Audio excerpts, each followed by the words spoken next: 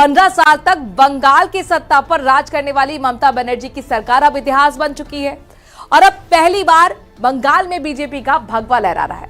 नंदीग्राम से ममता बनर्जी को चुनौती देने वाले और भवानीपुर में उन्हें मात देने वाले शुभेंदु अधिकारी अब पश्चिम बंगाल के नए मुख्यमंत्री बन गए हैं।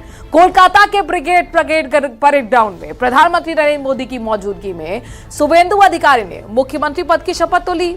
तो आखिर कैसे बदला बंगाल का सियासी समीकरण और अब बंगाल की राजनीति किस दिशा में जाएगी, आपको ये रिपोर्ट दिखाते हैं।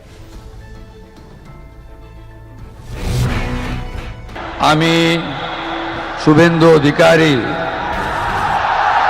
ईश्वरेर नामे शपथ करितेछि जे भारतेर संविधानेर प्रति आमी अकृत्रिम निष्ठा और आनुगत्य पोषण करिब। पश्चिमबंग राज्येर मुख्यमंत्री रूपे आमार कर्तव्य समूह निष्ठापूर्वक एवं विवेकसम्मत भावे निर्वाह करिब। बंगाल में भगवा राज 15 साल बाद बदली सत्ता। शुभेंदु अधिकारी बने मुख्यमंत्री। ममता सरकार का अंत। ब्रिगेड परेड ग्राउंड, हजारों समर्थकों की भीड़। मंच पर प्रधानमंत्री नरेंद्र मोदी, गृह मंत्री अमित शाह, रक्षा मंत्री राजनाथ सिंह और बीजेपी शासित राज्यों के मुख्यमंत्री। और फिर वो पल आया जब शुभेंदु अधिकारी ने पश्चिम बंगाल के मुख्यमंत्री पद की शपथ ली। इतिहास इसलिए भी बना क्योंकि पहली बार बंगाल में बीजेपी का मुख्यमंत्री बना है।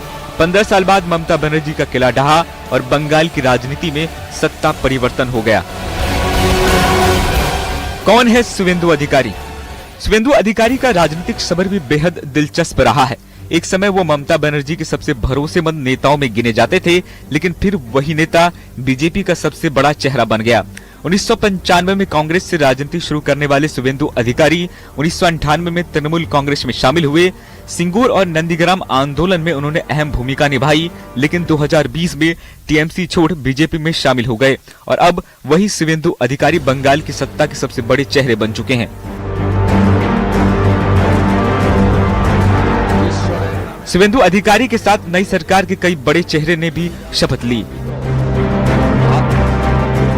माथा भंगा सीट से विधायक निशित प्रमाणिक ने मंत्री पद की शपथ ली। टीएमसी से राजनीति शुरू करने वाले निशित 2019 में बीजेपी में शामिल हुए थे और केंद्र में राज्य मंत्री भी रह चुके हैं।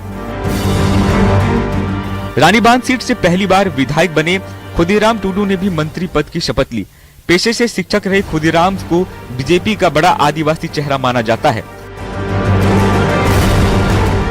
बनगांव उत्तर से विधायक अशोक कीर्तिया ने भी शपथ ग्रहण किया, जो मतुआ समुदाय के बीच लंबे समय से सक्रिय रहे हैं।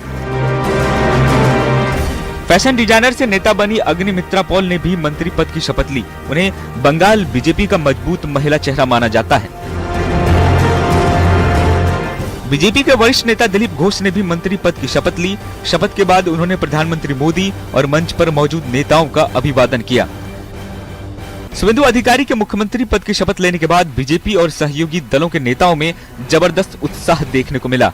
किसी ने इसे ऐतिहासिक दिन बताया तो किसी ने बंगाल में बदलाव की शुरुआत करार दिया। प्रायोरिटी कोई एक नहीं है, बंगाल को आगे लेना है। लोग शांति से निर्भय होके चाहिए, ऐसा वातावरण चाहिए। और कितना हो रही है? पहला खुशी तो हो रही है, लेकिन जितने बलिदानी हमारे 50-75 साल से बलिदान दिए हैं उनका भी याद आ रहा है इस समय। बंगाल निश्चित रूप से आज का दिन एक अद्भुत है। अद्भुत दिन है। माननीय नवनिर्वाचित मुख्यमंत्री जी और उनके मंत्रिमंडल के सदस्यों को बधाई। देश के आदरणीय प्रधानमंत्री मोदी जी जो देश को आगे बढ़ा रहे हैं, देश को आर्थिक महासत्ता बनाने में जुटे हुए हैं, तो ऐसे परिस्थिति में उनका करिश्मा, उनकी जादू यहाँ पर जीत गई है। मैं पहले ही कहा था कि एक तरफ भय था, दूसरी तरफ भरोसा था।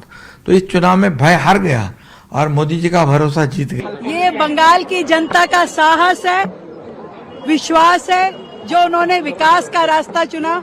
आदरणीय नरेंद्र मोदी जी के नेतृत्व में विकास की जो राह ये बंगाल अब पकड़ेगा। आज का जो सूरज इस बंगाल में उदय हुआ है वो रविंद्रनाथ टैगोर जी के आशीर्वाद से, श्यामा प्रसाद मुखर्जी जी के मार्गदर्शन में जिस तरीके से बंगाल को पहले बढ़ना चाहिए था, अब वो बंगाल बढ़ पाएगा। पूरे देश के साथ में कंधे से कंधा मिलाकर के, गति मिलाकर के सोनार बंगला इस पूरे बंगाल वासियों को मिलेगा। एक एक जन का लाभ होगा।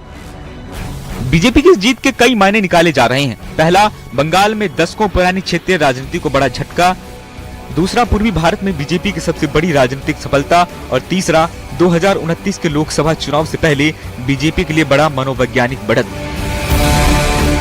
फिलहाल बंगाल में सत्ता बदल चुकी है, सियासत का रंग बदल चुका है और अब नजरें इस बात पर है कि क्या बीजेपी बंगाल में अपने वादों को जमीन पर उतार पाएगी या फिर बंगाल की राजनीति एक बार फिर नया मोड़ लेगी।